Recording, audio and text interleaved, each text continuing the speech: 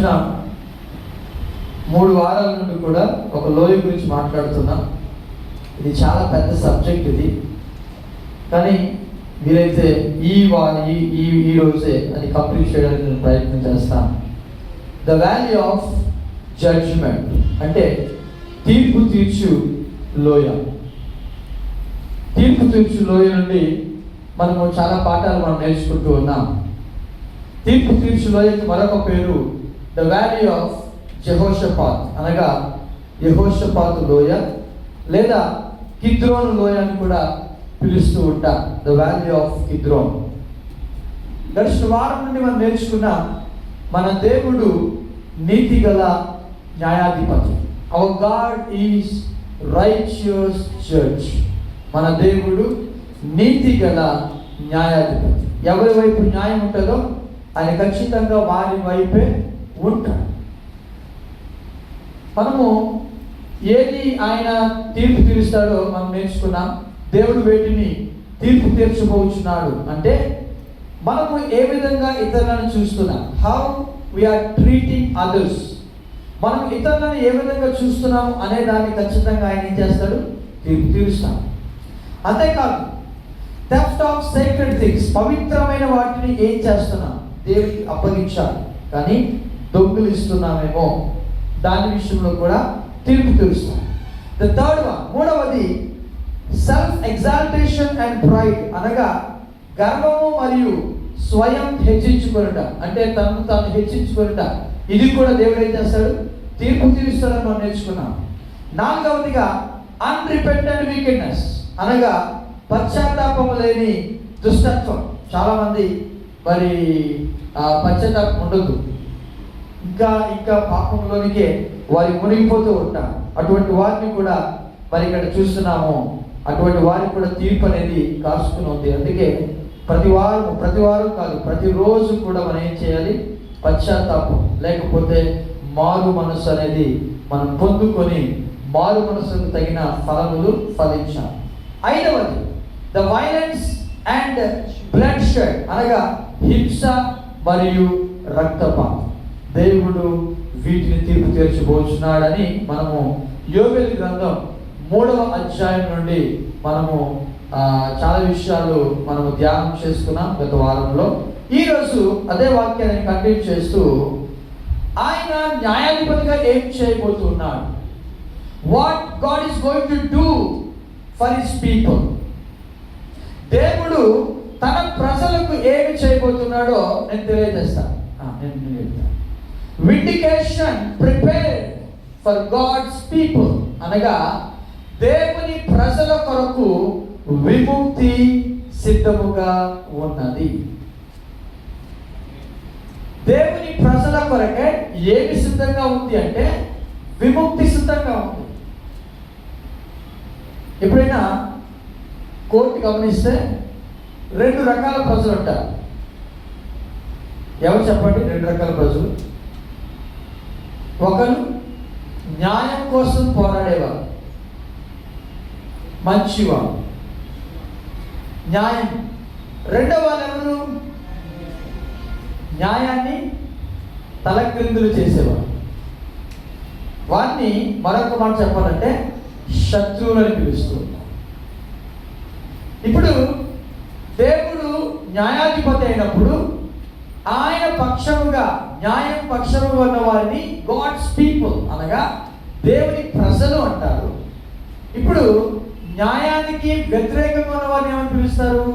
శత్రువులు. ఎవరి శత్రువులు? దేవుని శత్రువులు. ఈరోజు నాకు వాక్య భాగము దేవుని ప్రజలకి ఏముంది, దేవుని శత్రువులకి ఏముంది. I repeat, what is prepared for God's people and what is prepared for God's enemies. దేవుని ప్రజలైన వారికి ఏమి దాచి ఉంచాడు, దేవుని యొక్క శత్రువుల కొరకు ఏమి దాచి ఉంచాడో మీకు తెలియజేయని ఆశపడుతూ ఉన్నా. ఈరోజు 2వ పాయింట్ మనం నేర్చుకుంటున్నాం. The vindication prepared for God's people. దేవుని ప్రజలైన వారి కొరకు ఏమి సిద్ధంగా ఉందో తెలుసా? విముక్తి సిద్ధముగా ఉంది. నమ్మిన వారు గట్టిగా దేవునికి స్తోత్రము చెప్తామా? విముక్తి. ఒకరోజు యోహాను దర్శనాన్ని చూస్తూ ఉన్నప్పుడు ఒక పెద్ద బలిపీఠం కనపడింది. Apostle John saw a vision. యోహాను ఒక దర్శనాన్ని చూస్తున్నప్పుడు ఈ సా అ గ్రేట్ ఆల్టర్, ఒక పెద్ద బలిపీఠం, ఒక గొప్ప బలిపీఠం కనపడింది. ఆ బలిపీఠం కిందన బాగా గమనిస్తే కొన్ని ఆత్మలు అక్కడ ఉన్నాయి. ఏ ఆత్మలు అంటే ప్రభు కొరకే హతసాక్షులు అయిపోయిన వారి ఆత్మ. He saw some spirits under the altar. Altar కింద, ఆ బలిపీఠం కింద కొన్ని ఆత్మలు చూశారు. ఎవరు అంటే వారందరూ కూడా ప్రభు కొరకే మరి మరణించిన వారు లేదా హతసాక్షులు అయిపోయిన వారి ఆత్మలన్నీ కూడా బలిపీఠం కింద బలపెడుతున్నాయి. ఏమని బలపెడుతున్నాయి తెలుసా?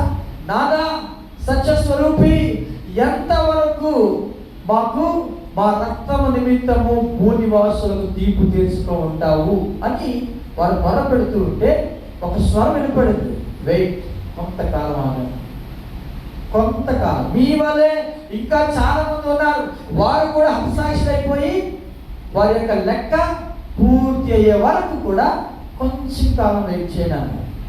విముక్తి ఖచ్చితంగా ఉంది, కానీ వెంటనే అనేది మాత్రము మనం చెప్పలేము. వెంటనే మనం చెప్పలేము. దేవుడు తన సమయం అంటూ ఒకటి ఉన్నది. He has a time. ఆయనకు సమయం ఉంది. ఒకరోజు ఒక వివాహంలో ద్రాక్షరసం అయిపోతే ఆ తల్లి అయిన మరియా ప్రభు దగ్గరికి వచ్చి అంటుంది, అయ్యా వారికి ఏమి లేదు ద్రాక్షరసం. వింటున్నారా? ఏమి లేదు, సరే ద్రాక్షరసం లేదు అంటే ప్రభు ఒకే ఒక మాట అన్నారమ్మా, నాకు నీకేం పని, నా సమయం ఇంకా రా. విముక్తి అనేది ఖచ్చితంగా ఉంది, కానీ దానికి ఒక సమయం ఉంది. God has a time. ఆ టైంలో ఖచ్చితంగా ఏం చేస్తాడు తెలుసా? దేవుడు విముక్తి అనుగ్రహిస్తాడు. 10 సార్లు ఇశ్రాయేలు ప్రజల కోసము ఐగుప్తీయులకు ఆయన తీర్పు తీర్చాడు. ఎన్నిసార్లు అండి? 10 times. 10 సార్లు. 10 సార్లు అది చిన్న చిన్న తీర్పులు కాదు, పెద్ద పెద్దవే. రక్తమును నీటిగా మార్చాడు, కప్పల్ని తప్పించాడు, పేర్లు ఆ తనంతా కూడా పేర్లతో నింపాడు. అంతేకాదు దద్దుర్లు, పశువులు చనిపోవడం, చీకటి, ఇవన్నీ ఒక ఎత్తు అయితే లాస్ట్ మరొకటి ఉంది. అదేంటది? తొలి పిల్ల చనిపోవడం. అయినా కూడా మార్పు రాలి. ఇవన్నీ ఒక ఎత్తు అయితే వాళ్ళందరినీ కూడా ఒక ప్లేస్ తీసుకొచ్చాడు. ఏ ప్లేస్ అది? ఎర్ర సముద్రం. అక్కడ ఒకే ఒక్కసారిలో పూర్తిగా విముక్తిని ఇశ్రాయేలుకు అనుగ్రహించాడు. గట్టిగా దేవునికి స్తోత్రం చెప్తామా? అంటే చాలా మంది ఆ స్థితి వచ్చేదాకా తెప్పించుకుంటూ ఉంటారు. ఆ స్థితి రాకముందే మనం మార్పు చెందితే ప్రభు యొక్క కృప మనకు ఎల్లప్పుడూ కూడా తోడుగా ఉంటారు. విండికేషన్ ఆఫ్ గాడ్, దేవుని యొక్క విముక్తి దేవుని సమయంలో దేవుడు మనకి ఇస్తాడు. మొట్టమొదటి తెలుసా? విముక్తి అనేది అన్యాయములకు దేవుడిచ్చే సమాధానం. God's answer to injustice. అన్యాయానికి దేవుడు సమాధానం ఇవ్వబోతూ ఉన్నాడు. ఖచ్చితంగా ఆ సమాధానము ఆయన ఇస్తాడు. ఆ ఆత్మలు గట్టిగా కేకలేస్తున్నాయా, మమ్మల్ని చంపేశారు, మేము హతసాక్షులు అయిపోయామంటే వెయిట్, ఒక సమయం ఉంది, వెయిట్ చేయండి. నీ రక్తం నిమిత్తము నేను భూనివాసులను దండించే ఆ టైం రాబోతుంది. It's a God's answer to injustice. అన్యాయానికి దేవుడిచ్చే సమాధానం. చదవండి యోవేలు గ్రంథం 3వ అధ్యాయము 16వ వచనం చదువుకుందాం. The book of Joel, chapter 3, verse number 16. యెహోవా సియోనులో నుండి గర్జించుచున్నాడు, యెరూషలేములో నుండి తన స్వరమును వినబడచేయుచున్నాడు, భూమి ఆకాశములు వణుకుచున్నవి. చాలండి. The book of Joel, chapter 3, verse number 16 says, the Lord thunders and roars from Zion and utters his voice from Jerusalem in judgment of his enemies, and the heavens and the earth tremble and shudder. ఏంటంట అక్కడ underline కూడా చేశాను. యెహోవా సియోనులో ఏం చేస్తున్నాడు? గర్జిస్తూ ఉన్నాడు. ఆయన గర్జిస్తూ ఉన్నాడు. భూమి ఆకాశాలు వణుకుచున్నది. He is roaring from Zion. ఆయన గట్టిగా తన స్వరాన్ని వినబడచేయుచున్నాడు. దేనికోసమో తెలుసా? అన్యాయమునకు దేవుడిచ్చే సమాధానం. అన్యాయాన్ని దేవుడు ఆయన ఓర్చుకోలేడు. ఖచ్చితంగా ఏమిస్తాడు ఆయన? ఖచ్చితంగా ఏమిస్తాడు? ఆయన సమాధానము ఇస్తాడు. బైబిల్ మనందరికీ తెలుసు. బైబిల్లో ఈ వ్యక్తి ఎవరు చెప్పగలరా? పిక్చర్ చూసి చెప్పాలి. Very good. ఎవరు చెప్పారు? యోబు. Correct, very good. యోబుకి భయంకరమైన వ్యాధి వచ్చింది. ఒక పక్కన ఆస్తి కోల్పోయాడు, ఒక పక్కన కన్న బిడ్డలు 10 మందిని కోల్పోయాడు. అంత సర్వము కోల్పోతే తనకు భయంకరమైన వ్యాధి వచ్చింది. దద్దుర్లు శరీరం అంతా వస్తే గోలిపట్ట కట్టుకుని ఉంటే ఆ అందరూ కలిసి ఏం చేస్తారు తెలుసా? యోబుని వేలు పెట్టి దూషిస్తుంటే యోబు పక్షాన ఎవరున్నారు తెలుసా? సర్వశక్తుడైన దేవుడు ఆయన నిలిచినాడు. దేవునికి స్తోత్రము చెప్తామా? ఆయన నిలిచి లాస్ట్ ఉంటుంది ఒక మాట, 42వ అధ్యాయం చదివితే అక్కడ రాయబడుతుంది, 2 ఆశీర్వాదాన్ని మరలా దేవుడు అనుగ్రహించాడు, విముక్తిని అనుగ్రహించాడు. కొన్ని రోజులు భయంకరమైన శ్రమ అనుభవించాడు యోబు, కానీ దేవుడు మరలా ఏమిచ్చాడు? విముక్తి. ఒకవేళ నీవు కూడా శ్రమ అనుభవిస్తున్నావా? కొద్ది కాలం మాత్రమే. ఆయన సమయంలో ఆయన ఖచ్చితంగా హీఈస్ గోయింగ్ టు విండికేట్ ఆయన విముక్తిని, దేవుని యొక్క విముక్తిని దేవుని సమయంలో ఆయన ఇవ్వబోతూ ఉన్నారు. ఇది మొట్టమొదటి. అన్యాయముగా అనుభవిస్తున్న ప్రతి శ్రమకు కూడా దేవుడు ఏమిస్తున్నాడు?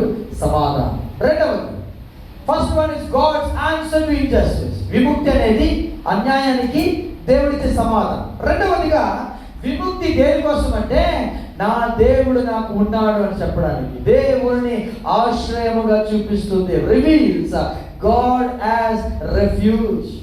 మేబీ కొన్ని రోజులు మనకి ఎలా కనబడుతుంది అంటే భయంకరమైన శ్రమలా కనబడుతుంది. యోబు కూడా అనిపించింది. ఏంటి, ఒకవైపు పిల్లలు చనిపోయారు, ఆస్తి కోల్పోయాడు, సమస్తాన్ని కోల్పోయాడు, రోగము ఆరోగ్యం కోల్పోయాడు, రోగంతో పడి ఉన్నాడు. ఆ దినాలు ఎలా ఉందో చెప్పండి. ఇప్పుడు దేవుడు విడిచిపెట్టేశాడా అని అనిపిస్తూ ఉంటారు. మేము మన జీవితంలో కూడా అలాంటి పరిస్థితులు ఎదురవుతున్నప్పుడు దేవుడిని విడిచిపెట్టేశాడేమో. ఈవెన్ యేసు ప్రభువు కూడా సిలువలో ఉన్నప్పుడు ఏమన్నాడు? తండ్రి అన్నాడు, నా దేవా నా చెయ్యి విడిచిపెట్టేశాడు. చాలాసార్లు మనము కూడా ఆ విధంగానే అనుకుంటూ ఉంటాం, దేవుడు నా పక్షాన లేడు అనుకుంటాం. కానీ ఆయన విముక్తిని ప్రసాదించిన రోజు ఏమనిపిస్తుంది సార్? నిజమే, దేవుడు నా చెయ్యి విడిచిపెట్టలేదు, ఆయన నమ్మదగిన ఆశ్రయము. దేవునికి స్తోత్రము చేద్దామా? He is the refuge. Refuge అంటే ఆశ్రయము, ఆయనే ఆశ్రయం. చదవండి యోవేలు గ్రంథం, ఇందాక చదువుకుని మాట్లాడే 3వ అధ్యాయం 16వ వచనం చదువుదాం ఒకసారి. యెహోవా సియోనులో గర్జించుచున్నాడు, యెరూషలేములో నుండి తన స్వరమును వినబడ చేయుచున్నాడు, భూమి ఆకాశములు వణుకుచున్నవి. అయితే యెహోవా తన జనులకు ఆశ్రయమగును, ఇశ్రాయేలీయులకు దుర్గముగా ఉండును. దేవునికి స్తోత్రము చెప్తామా? అన్యాయంగా నీ భూమిని ఆక్రమించాడు ఎవడైనా? అన్యాయముగా నీకు రావాల్సిన సొత్తుని దొంగిలించారా? భయపడవద్దు, యెహోవా నీకు ఆశ్రయముగా. దేవుని వాక్యం తెలియజేస్తుంది, ఆయన తన స్వరాన్ని వినబడజేస్తున్నాడు. ఆయన స్వరం ఎలాంటిదో తెలుసా? దేవదారు మ్రానులను వెరగొట్టే స్వరము. లెబానోనులోని దేవదారు యొక్క మ్రానులు విరిగిపోతాయి అంట. చాలా బలమైనవి, చాలా ఎత్తుగా ఉంటాయి. వాటిని వెరగొట్టడం చాలా కష్టం, కానీ ఒక్క మాట చెప్తాక విరిగిపోతాయి. అంత భయంకరమైన స్వరము కలిగిన వాడు మన దేవుడు అండి. ఆయన మాట్లాడితే విస్తారమైన జలముల ఘోషలా ఉంటుందంట, వినలే అటువంటి. అందుకే ఏలియా ఎలా మాట్లాడి తెలుసా? నల్లని స్వరం అన్నాడంటే. ఎందుకు? ఆయన ఒక్కసారి ఏలియా అన్నాడు అనుకోండి, చెవులు పగిలిపోతాయి. అంత భయంకరమైన స్వరం అండి. అందుకే నల్లని స్వరం. అందుకే మనం కూడా ఏమంటాం తెలుసా? ప్రభువా నీ మెల్లనైన స్వరముతో గట్టిగా మాట్లాడి చెప్పచ్చు కదా, మన చెవులు ఉంటుంది. ఇంకా ఆయన స్వరం ఎలాంటిదో తెలుసా? లేళ్ళని ఈయన చేసే స్వరం అంట. లేడీ పిల్లలు, గర్భంతో ఉన్న లేడీ పిల్లలు ఆ ఒక్కసారి మాట్లాడితే ఆ స్వరం విని పిల్లలు కనేస్తాయంట. అంత గొప్ప స్వరం అండి. ఆ స్వరం గురించి కీర్తన గ్రంథంలో ఒక అధ్యాయం అంతా రాశాడు కీర్తనకారు. 29 అనుకుంటా. ఆ అధ్యాయం అంతా మీరు చదవండి. యెహోవా స్వరం బలమైనది, యెహోవా స్వరము అని ఆ మాటలన్నీ కూడా కనబడతాయి. దేవుని యొక్క స్వరం. అందుకే ఒక మంచి పాట పాడతాం. ఏ పాట? నీ మాట చాలు ప్రభువా, ఒక్క మాట చెప్పు. ఆ ఒక్క మాట కోసము మనము దేవుని సన్నిధిలో మనము గడుపుతూ ఉన్నప్పుడు ఆ ఒక్క మాట వినబడితే చాలు, మన జీవితాలన్నీ కూడా మారిపోతాయి. గట్టిగా దేవునికి స్తోత్రము చెప్దామా? అయితే యెహోవా తన జనులకు ఆశ్రయమగును. ఇశ్రాయేలులకు దేవుడు ఎలాగుంటున్నంట? But the Lord is a refuge for his people and a stronghold of protection to the children of Israel. విముక్తి సిద్ధంగా ఉంది, భయపడొద్దు. పరిస్థితులన్నీ కూడా చక్కపరిచే దేవుడు మన పక్షాన ఆయన ఉన్నాడు. మూడవదిగా విముక్తి అనేది దేవుడిచ్చే సమాధానం అని, విముక్తి దేవుని ఆశ్రయంగా చూపిస్తుంది. మూడవదిగా విముక్తి అనేది శాశ్వతమైన సంరక్షణకు దారితీస్తుంది. It leads to permanent security. అనగా దేవుని యొక్క విముక్తి శాశ్వతమైన సంరక్షణ అనుగ్రహించేది. యోవేలు గ్రంథంలోనే 3వ అధ్యాయము 21వ వచనం చదవండి. Verse number 21. అయితే యూదా దేశములో నివాసులు నిత్యముందురు, తరతరములకు యెరూషలేము నివాసముగా ఉండును, యెహోవా సియోనులో నివాసిగా వసించును. The book of Joel chapter 3 verse number 21. But Judah shall be inhabited forever, and Jerusalem from generation to generation, and I shall avenge their blood which I have not avenged, for the Lord dwells in Zion. ఎందుకు శాశ్వత సంరక్షణ వస్తుందో తెలుసా? ఎందుకు విముక్తి అనేది శాశ్వతమైన సంరక్షణ అనుగ్రహిస్తుందో తెలుసా? దేవుడు నివాసిగా మనతో ఉండబోతూ ఉన్నాడు. దేవునికి స్తోత్రం చెప్దామా? యెరూషలేములో యెహోవా ఎలా ఉన్నాడంట? నివాసిగా వసించును. నివాసి, పర్మనెంట్ సెక్యూరిటీ అనగా శాశ్వతమైన సంరక్షణ ఆయన అనుగ్రహించడానికి ఇష్టపడుతూ ఉన్నాడు. అందుకే దేవుని యొక్క విముక్తి, అన్యాయములకు దేవుడిచ్చే సమాధానము, దేవుడు ఏం చేస్తుంది? మనకి ఆశ్రయంగా చూపిస్తుంది. మూడవదిగా శాశ్వతమైన సంరక్షణకి ఏం చేస్తుంది? దారి తీస్తుంది. ఒక నీ జీవితంలో అన్యాయం అనుభవిస్తున్నావా? నీవు దేవుని ప్రజలు అయితే నువ్వు భయపడవద్దు. ప్రతి అన్యాయానికి దేవుడు ఒకరోజు సమాధానం ఇవ్వబోతూ ఉన్నాడు. దేవునికి స్తోత్రం చెప్తాను. ప్రతి ఒక్క అన్యాయానికి దేవుడు ఏమివ్వబోతున్నాడు? ఆన్సర్ ఇవ్వబోతూ ఉన్నాడు. అంతేకాదు దేవుడు ఆశ్రయముగా నీకుండబోతూ ఉన్నాడు. శాశ్వతమైన సంరక్షణ దేవుడు అనుగ్రహించడానికి ఆయన ఇష్టపడుతున్నాడు. తన ప్రజలైన వారు. ఎవరి ప్రజలకి? తన ప్రజలు, గాడ్స్ పీపుల్. నువ్వు దేవుని ప్రజలు అయితే నువ్వు భయపడక్కర్లేదు. కష్టములు ఉన్నాయి, నష్టములు ఉన్నాయి, అయినా కూడా దేవుడు నీ ప్రక్కన ఉండి నీ పక్షమున ఆయన నిలబడి, యోగు పక్షాన్ని నిలబడినట్లుగా నీ పక్షాన్ని నిలబడి ఆయన జవాబు ఇవ్వడానికి సిద్ధంగా ఉన్నాడు. నమ్మిన వారు గట్టిగా దేవునికి స్తోత్రము చెప్తామా? అయితే శత్రువులకి ఏముంది? What is there for God's enemies? దేవుని యొక్క శత్రువులకు ఏమి దాచి ఇచ్చారు? 2 రకాలు చెప్పాను కదా. కోర్టులో 2 రకాల ప్రజలు ఉంటారు. ఒకరేమో గాడ్స్ పీపుల్, రెండవది ఎవరు? God's enemies. దేవుని ప్రజలైన వారికి ఖచ్చితంగా అన్యాయానికి సమాధానం దేవుడు ఇస్తాడు. ఖచ్చితంగా దేవుడు వారికి శాశ్వతమైన సంరక్షణ అనుగ్రహిస్తాడు. అంతేకాదు దేవుడు వారి పక్షాన ఉంటాడని మనం నేర్చుకున్నాం. అయితే శత్రువులైన వారి కొరకు ఏమి దాచి ఇచ్చాడు తెలుసా? A terrible judgment. భయంకరమైన తీర్పు. ఏముంది చెప్పండి? భయంకరమైన తీర్పు. ఒకవేళ నీవే ఆయనకు శత్రువుగా కనబడితే ఈ తీర్పు నీ మీదకి వస్తుంది.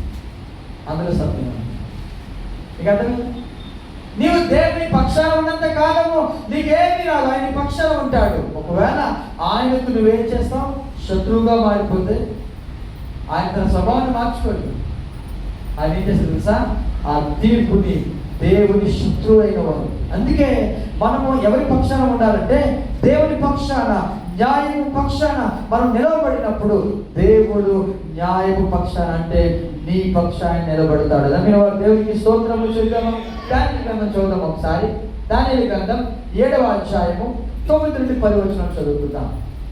దానియేలు గ్రంథం the book of Daniel chapter 7 verse number 10 చదువుకుందాం. 9 and 10. ఇంకా సింహాసనములను వేయుట చూచితిని, మహావృద్ధుడొకడు కూర్చుండెను.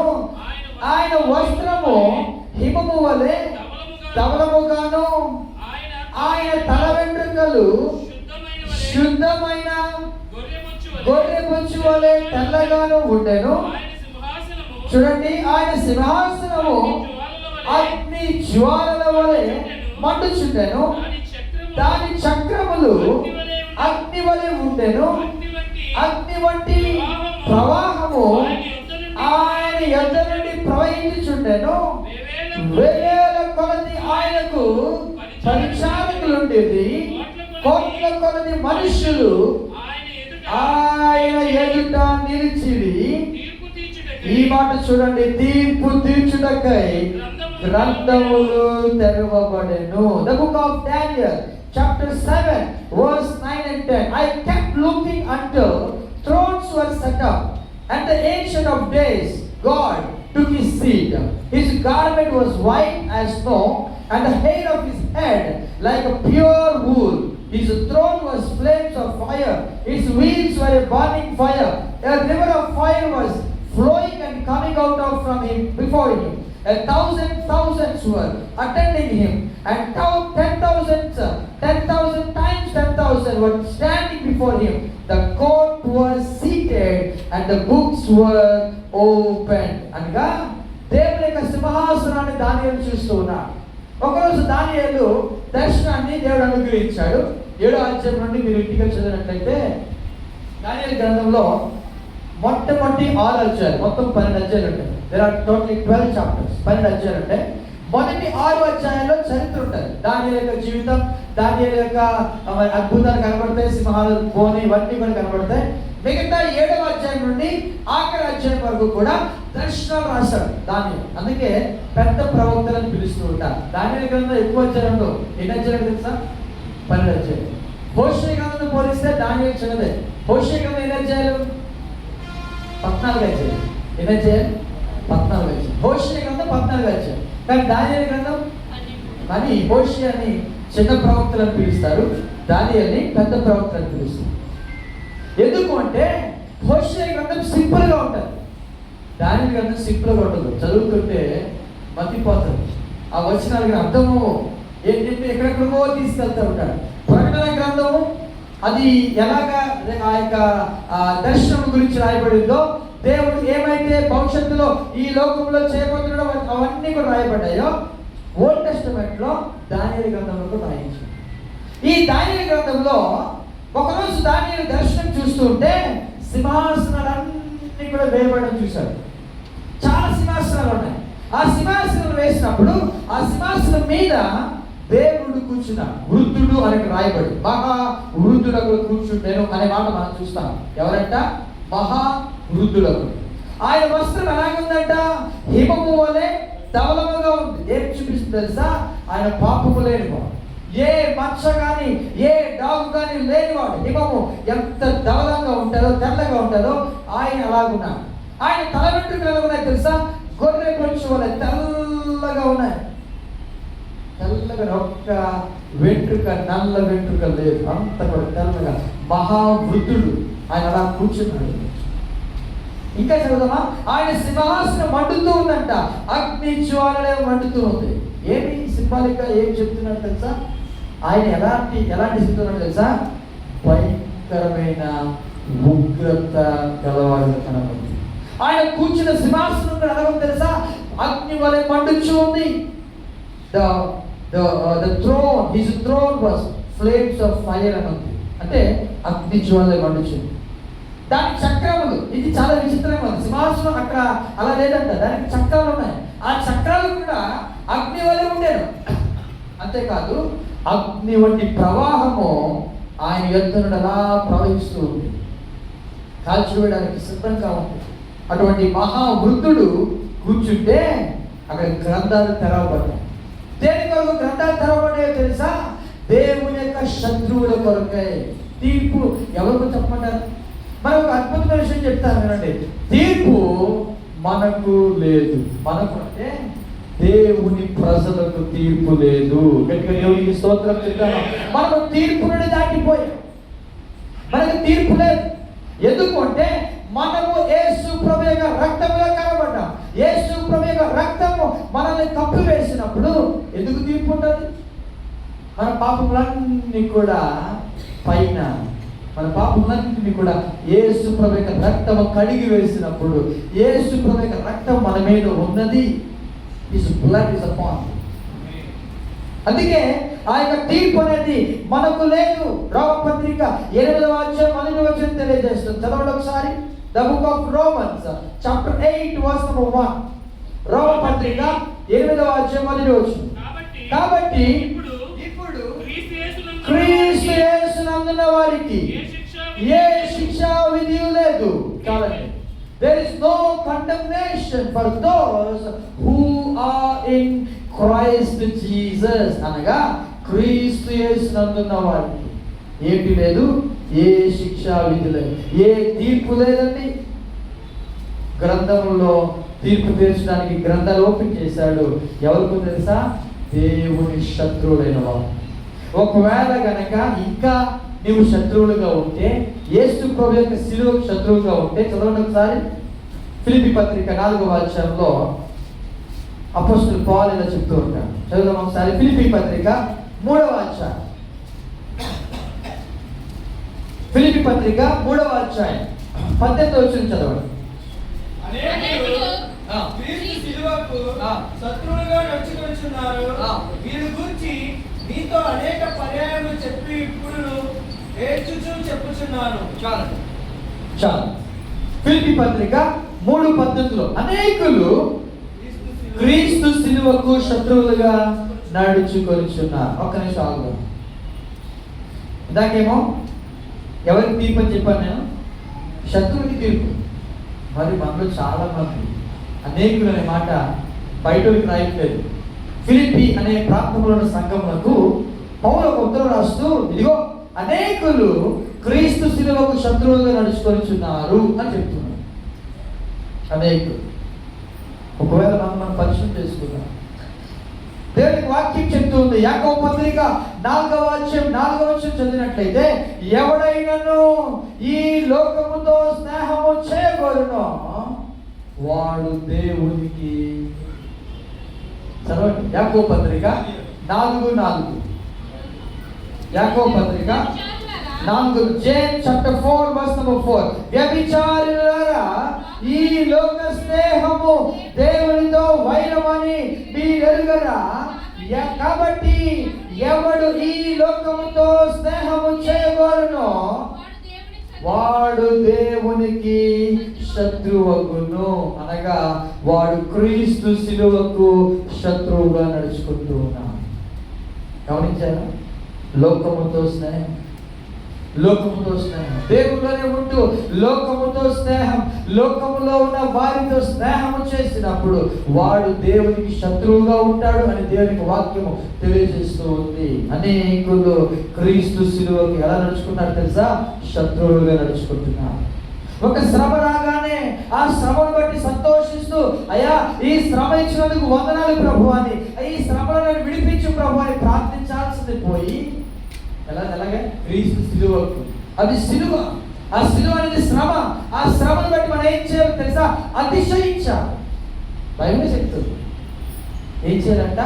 అతిశయించాలి. శ్రమ వచ్చినందుకు ఏం చేయాలి? అతిశయించాలి. ప్రభు ఈ శ్రమ ఇచ్చినందుకు వందనాలు, ఈ శ్రమని తట్టుకుంటానని నువ్వు ఇచ్చావు, నేను ఖచ్చితంగా నీ కొరకు నేను అనుభవించడానికి నాకు సహాయం చేయండి అడగాలి ప్రభువుని. అలా అడగకుండా ప్రభువా నేనేం పాపం చేశాను, నేనేం చేశాను, ఇలాంటి ప్రార్థన కాదు. యేసు ప్రభు కూడా గిన్నె పట్టుకుని ఆయన అన్నాడు, తండ్రి ఈ గిన్నె నా యొద్ద నుండి తొలగించు, నీ చిత్తమే, నీ చిత్తమైతే ఈ గిన్నె నా నుండి తొలగించు. ఆయనను నా ఇష్టము కాదు నీ చిత్తమే సిద్ధించునుగా. ఎంతమంది మనము క్రీస్తు శిలువకు శత్రువులు నడుచుకుంటున్నాం. శత్రువులైన వారికి ఖచ్చితంగా ఏమో తెలుసా? తీర్పు ఉంది. తీర్పు తీర్చుడకై గ్రంథములు తెరవబడేను. గ్రంథాలు తెరవబడ్డాయి. ఆయన దగ్గర చాలా గ్రంథాలు ఉన్నాయి. చాలా గ్రంథాలు ఉన్నాయి. జీవ గ్రంథము, వేరొక గ్రంథము, తర్వాత ఏమంటారు జ్ఞాపకార్థ గ్రంథము, మలాకి గ్రంథంలో మాట్లాడకూడదు, జ్ఞాపకార్థ గ్రంథం, మెమోరియల్ బుక్ అంటారు కదా. అన్ని విషయాలు కూడా అందులో ఉన్నాయి. ఒక పెద్ద చిట్ట ఆయన చేతిలో పిక్చర్ చూస్తే మనకు అర్థమవుతుంది. ఆయన అలా కూర్చున్నాడు, భయంకరమైన అగ్ని ఆయన ముందు ప్రవహిస్తూ ఉంది. ఆయన సింహాసనం మీద కూర్చున్నాడు. ఆయన నేత్రములు అగ్ని జ్వాలల వలె ప్రకాశిస్తూ ఉన్నాయి. ఒక వీడియో చూద్దాం, చూసిన తర్వాత నేను మళ్ళా కంటిన్యూ చేస్తాను. The day when all of human history falls silent and time crashes into eternity. Before the great white throne, every soul stands exposed, every secret, every deed weighed on the scales of divine justice. And for those whose names are not found in the book of life, the sentence cannot be escaped. A path of terror with no way back, leading to the second death, the lake of fire.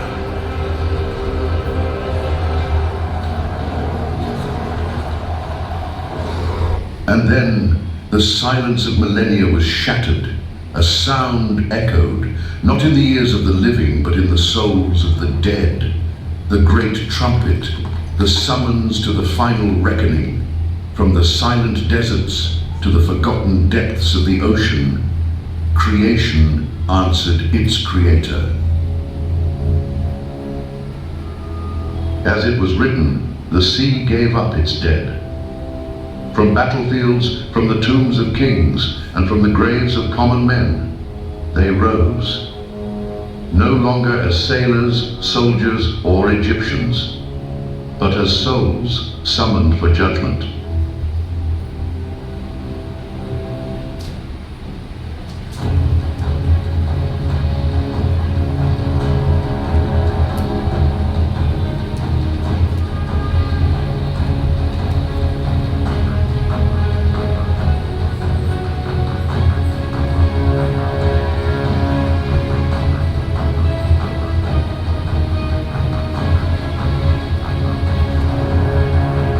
Death and hell, the ancient jailers, could no longer hold their prisoners.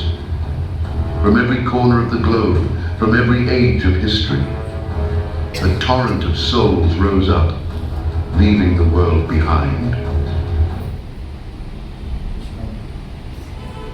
మీరు ఆ వీడియోలో మీరు గమనించినట్లయితే మరణమును, మృతుల లోకమును, వాటి వశమున ఉన్న మృతులను అప్పగించారు. భయంకరమైన ఆ జనాలందరూ కూడా చూస్తున్నప్పుడు ఆ మరణము, మృతుల లోకము అంటే చనిపోయిన వాళ్ళందరూ కూడా ఎక్కడున్నారో తెలుసా?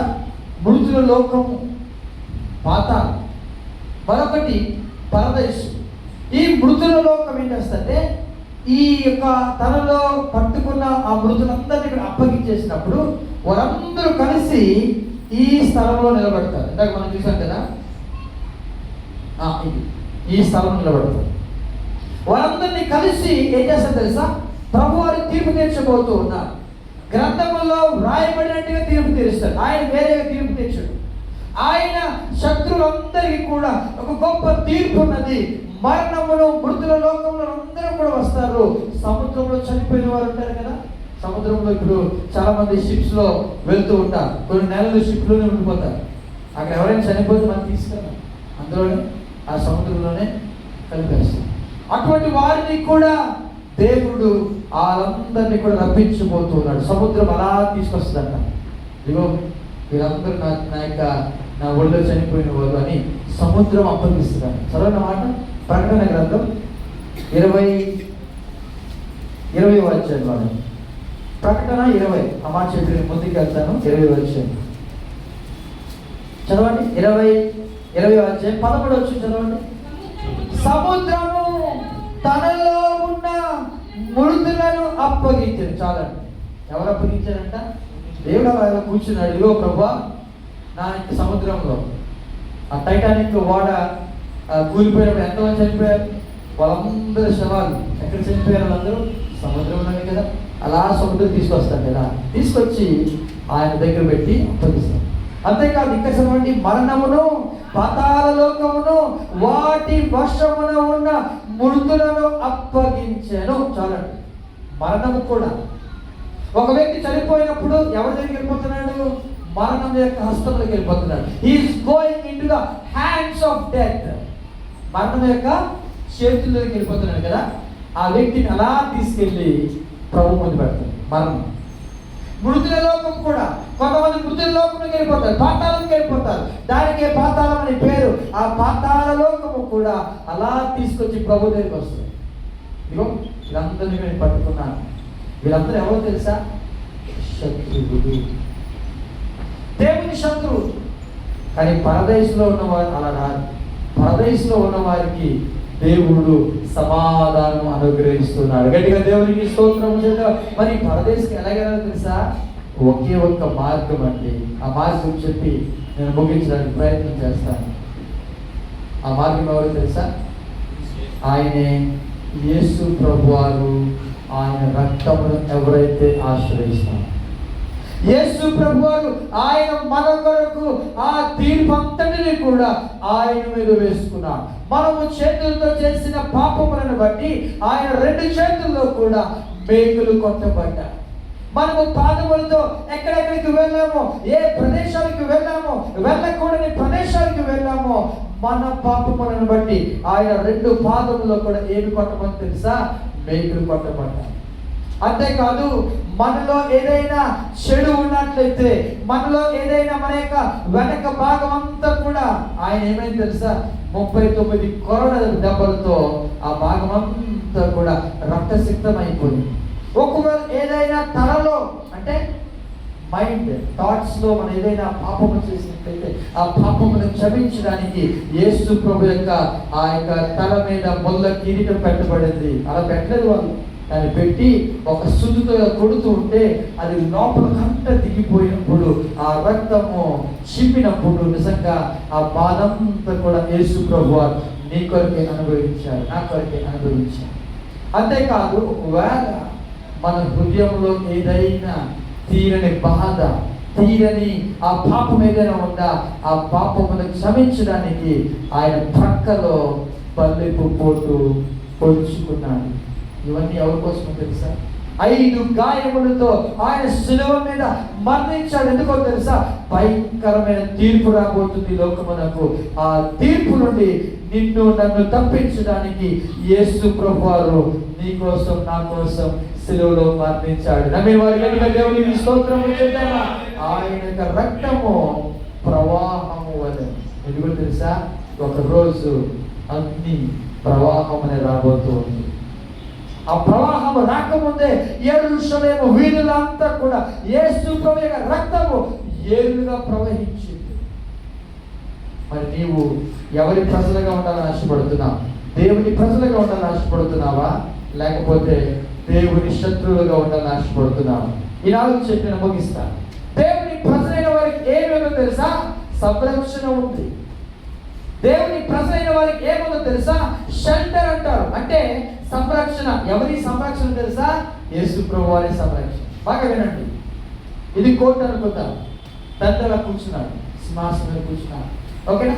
ఒకవేళ కనుక దేవుని పక్షాన ఉన్న వారికి అంటే వాళ్ళు ఒకవేళ కనుక ధవల సింహాసనం దగ్గరికి వచ్చారనుకోండి, అంటే యేసు ప్రభు నమ్మని వారి గురించి చెప్పడం కాదు. యేసు ప్రభు నమ్మిన వారికి ఆల్రెడీ పరదేశంలో వారు ఉంటారు. అయితే మిగతా ఈ వైట్ థ్రోన్ జడ్జిమెంట్ అంటారు కదా, ఏ సాతానిక ముద్ర వేసుకోకుండా వారు శ్రమలో నుండి బయటకు వచ్చిన వారు ఉంటారు కదా, వారు ఒకవేళ నిలబడిన తర్వాత బాగా వినండి. తండ్రి అలా సింహాసనం మీద కూర్చుని ఆయన తీర్పు తీస్తున్నప్పుడు గ్రంథాలు ఓపెన్ చేస్తారు. ఎవరి పేరైతే జీవ గ్రంథంలో వ్రాయబడినట్టుగా కనబడదో వాటిని ఏం చేస్తారంటే అగ్నిలో పడేస్తారు. ఓకే, ఆ వ్యక్తి కోట నిలబడతాడు. బాబు నీ పేరుని చెక్ చేస్తాను అంటే అలా చెక్ చేస్తున్నప్పుడు ఆయన పక్షాన వాదించడానికి ఇటుపక్క ఎవరు నిలబడతారు తెలుసా? యేసు ప్రభువు నిలబడతారు. ఆయన ఎవరైతే న్యాయవాది. ఆయన అంటాడు, ఇదిగో నా రక్తమును ఈ వ్యక్తి మీద కుమ్మరించాను, ఈ వ్యక్తి మీద నా రక్తం ఉంది, ఈ వ్యక్తి తీర్పు రావడానికి ఇంకా వీల్లేదు అని తండ్రితో మాట్లాడడానికి ఎవరు నిలబడతారు తెలుసా? నీ పక్షాన యేసు ప్రభువు నిలబడతారు. గట్టిగా దేవునికి స్తోత్రం చేద్దాం. సంరక్షణ అనేది షెల్టర్. Is a shelter. మరి శత్రువు అయిన వారికి ఏమో తెలుసా? సమావేశం. వారండి మా కాలేజీలో అంటే బైబిల్ కాలేజ్ చదువుతున్నప్పుడు మాకు ఇది ఉంటుంది, ఒక రూమ్ ఉంటుంది. ఆ రూమ్ దాని పేరు కూడా పెట్టారు, జాయ్ రూమ్ అంట. జాయ్ రూమ్, సంతోషమైన రూమ్ అని పెట్టారు పేరు, కానీ సంతోషమైన కాదు. దాంట్లో ఏమవుతుందంటే టీచర్స్ అందరూ కూడా ఆ రూమ్లోకి వచ్చేసి ఆ రూమ్లో మీటింగ్ పెడతారు, సమావేశం పెడతారు. ఎప్పుడు తెలుసా? కాలేజీలో ఎవరైనా మిస్టేక్ చేస్తారు, ఎవరైనా ఒక పొరపాటు చేశారనుకోండి, ఆ పొరపాటును బట్టి ఆ వ్యక్తిని ఆ రూమ్ పిలుస్తారు, జాయ్ రూమ్ అంటారు. బాబురా జాయ్ రూమ్ అంటారు.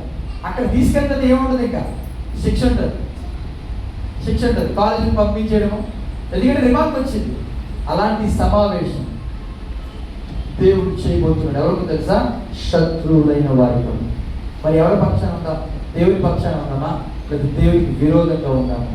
దేవుని పక్షాన ఉంటే నీకు సంరక్షణగా ఉంటాడు, దేవునికి విరోధంగా ఉంటే నిన్ను సమావేశపరుస్తాడు. రెండవదిగా, దేవుని పక్షాన ఉన్న వారికి హీ విల్ బి రెఫ్యూజ్, అంటే ఆయన ఆశ్రయముగా ఉంటాడు, తన రెక్కలతో ఆయన కప్పుతాడు. అదే ఒకవేళ కనుక ఆయనకు శత్రువులుగా ఉంటే అంచనా వేస్తాడు. రెక్కనింగ్ అంటే తీర్పు తీర్చడానికి అంచనా, అంటే నువ్వెన్ని పాపాలు చేసావు మొత్తం అంతా అన్ని తీసుకొస్తాడు. అదే ఆయన పక్షాన ఉంటే ఆ పాపములన్నీ కూడా నేను క్షమించేస్తానని చెప్పి నీకు ఆశ్రయముగా ఉంటాడు. దేవునికి స్తోత్రము చెప్తామా. మూడవదిగా రెస్టోరేషన్ అనే పునరుద్ధరణ, నిన్ను మళ్ళా బలపరుస్తాడు. అదే దేవునికి శత్రువులుగా ఉంటే రుయి అంటే పాడు చేయుట, నాశనం చేయుట. నాలుగవదిగా ఇటర్నల్ డ్వెల్లింగ్ అంటారు, అంటే నిత్య నివాసమును నీకు ఇవ్వబోతూ ఉన్నాడు. అది పరలోక రాజ్యాన్ని ఆయన తన ప్రజలైన వారికి ఆయన దాచి ఉంచిన నిత్యమైన నివాసము. దేవునికి స్తోత్రము చెప్తామా. అదే దేవుని శత్రువులు కొన్ని ఏమో తెలుసా?